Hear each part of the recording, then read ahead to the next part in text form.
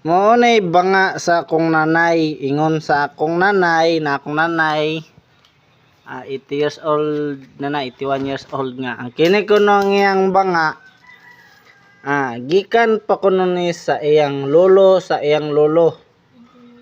Mao ni ang gihatag nga mana sa iyaha.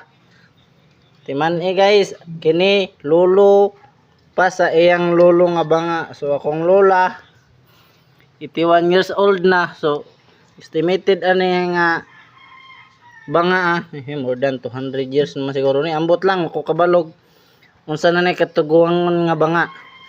Kay sumala pa sa akong lola, ang kini ko nung banga is ang tagiya ni lolo pa sa iyang lolo.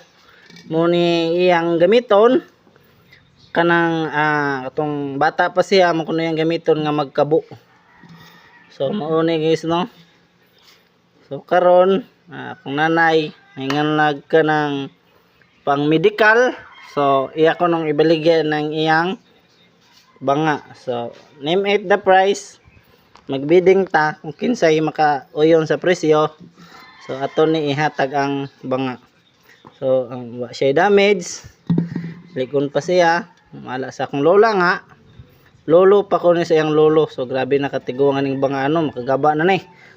So let's go comment kung kinsay makauna. Maoy maka take ani. Mani guys, lolo pa na siyang lolo. Akong lola 81 years old na siya karon. So comment na.